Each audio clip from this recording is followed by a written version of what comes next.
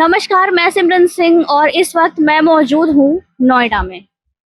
जैसे कि हमने कई लोगों से सुना है कि हम नोएडा में रहते हैं। नोएडा एक डेवलप्ड सिटी है। नोएडा में IT hub, high rise buildings, metro route, हमने बहुत ही कुछ यहाँ के बारे में सुना है, जिसके बारे में हमने देखा भी काफी है। लेकिन आज मैं आपको कुछ ऐसी तस्वीरें दिखाऊंगी जो आपके मन में इन सारे डेवलपमेंट्स को लेके बहुत ही बड़ा सवाल खड़ा कर देंगी। इस वक्त मैं मौजूद हूँ चोटपुर की गलियों में और जैसे कि आप देख सकते हैं कि मेरे अगल बगल काफी अच्छे घर भी बने हुए हैं, लेकिन उन घरों के बगल से जो नाले निकल रहे हैं वो आखिर क्यों है ऐसे? या यहाँ के लोगों की गलती है या फिर प्रशासन यहाँ की देखभाल नहीं कर पा रहा है? आखिर हम सवाल किस पर उठाएं? जैसे कि मैं बता दूं कि ये मेरी नोएडा को लेकर पहली वीडियो नहीं है जिसमें मैंने सफाई, इंफ्रास्ट्रक्चर या फिर टूटी फूटी सड़कों के बारे में या फिर डेवलपमेंट्स के बारे में बात की हो, बल्कि ऐसे कई वीडियोस हैं जिसमें मैंने ये सारी चीजें मेंशन करी है। लेकिन आखिर ऐसा क्यों होता है कि हर बार कोई ना कोई अलग तस्वीर हमें देखने को मिलती है? कभी हमारा सवाल रहता है टूटी फूटी सड़कों को लेकर, कभी कूड़े कचरे को लेकर, तो कभी डेवलपमेंट को लेकर। आखिर हर बार ये सवाल क्यों पैदा होता है? या तो फिर प्रशासन अपना काम अच्छे से नहीं कर रही है या तो इधर उधर कहीं भी चूक हो रही है। जैसे कि आप फुटेजेस में देख सकते हैं कि किस तरीके से नाले से पानी ओवरफ्लो होता हुआ हमें नजर आ रहा है। रोड पे ओपनली कूड़ा कचरा फेंका गया है। अभी तो 2 दिन से हम ऐसा बोल सकते हैं कि बारिश हुई भी नहीं है अच्छे से, लेकिन फिर भी यहाँ के रोड हमें देखकर ऐसे लगेंगे कि काफी कितने दिनों से बारिश हो रही है, क्योंकि यहाँ की हालत इतनी बदतर हो चुकी है। अब जैसे कि हम टूटी फूटी सड़कों के बारे में बात कर रहे हैं, तो मैं आपको बता दूं कि इसके ही वजह से ट्रैफिक जाम भी हमें काफी देखने को मिलता है। आए दिन इन सड़कों पर हमें भारी जाम देखने को मिलता है। इसकी वजह सिर्फ ये टूटी फूटी सड़कें हैं। जैसे कि आप कैमरे में देख सकते हैं कि सड़क पूरी तरीके से टूटी हुई है। हमें मतलब पैर रखने तक की जगह नहीं है। कीचड़, कचरा, कूड़े, इन सब से यहाँ का मेन रोड पूरा भरा हुआ है।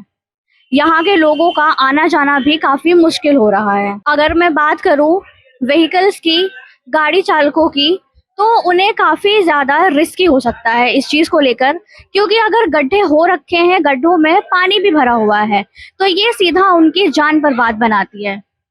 मैं अगर आपको बता दूं, मैं यहाँ पर 3 साल पहले भी आई थी, तब भी यहाँ का हालत मैंने कुछ ऐसा ही देखा था।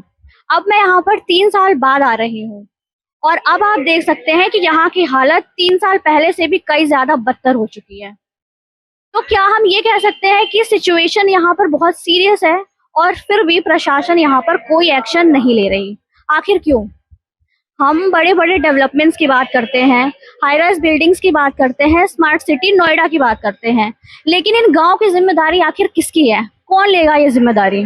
कब से रह रहे हो आप? हम 2 साल हो गए यहाँ पे। तो यहाँ की हालत तब से ऐसी ही है? हाँ, जब से ही ऐसी है, जब से ही रोड बहुत बेकार है, गड्ढे वड्ढे ट्री पर लगने की। अंकल कुछ बोलना चाहेंगे यहाँ के कचरे के बारे में? क्यों?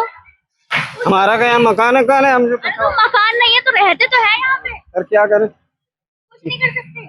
हम भाई क्या करें, मजदूर आदमी है। मजदूर आदमी है, लेकिन आप लोगों को आवाज तो उठानी चाहिए ना कम से कम। इतनी गंदगी में तो मेरे ख्याल से कोई इंसान निकल नहीं पाते हैं सर। आप लोगों ने अब तक इसके ऊपर कुछ एक्शन लिया? ये बताओ, हम किससे ऑब्जेक्शन उठाएं? अथॉरिटी से आप ऑब्जेक्शन उठा सकते हैं। हम किससे कहें भाई? नोएडा अथॉरिटी बैठी है इसी चीज के लिए। इन लोगों से बोलो, स्थानीय आवाज उठाना नहीं चाहता। आपने देखा कि हम लोगों को भी बोल सकते हैं कि यहाँ पर लोग भी आवाज उठाने के लिए तैयार नहीं है।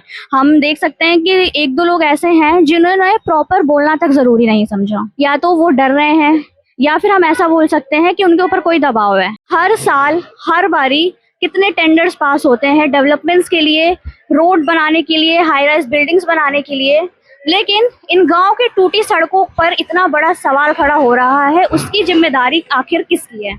मेरा प्रशासन से सिर्फ यही कहना है कि इस रोड पर नजर डालें, यहाँ पर भी काम करवाएं और यहाँ पर जो लोग प्रॉब्लम फेस कर रहे हैं इसका जल्द से जल्द सॉल्यूशन निकालें। हम कई जगह कॉन्फ्रेंस में जाते हैं जहाँ पर सेक्टर्स को लेकर, पार्क्स को लेकर, पार्किंग लॉट को लेकर हम काफी बातें करते हैं, लेकिन आखिर कोई इन गांव के टूटी फूटी सड़कों का मुद्दा क्यों नहीं उठाता। हम आपको इससे जुड़ी और भी जानकारियां देंगे और जमीनी खबरों से रूबरू करवाते रहेंगे।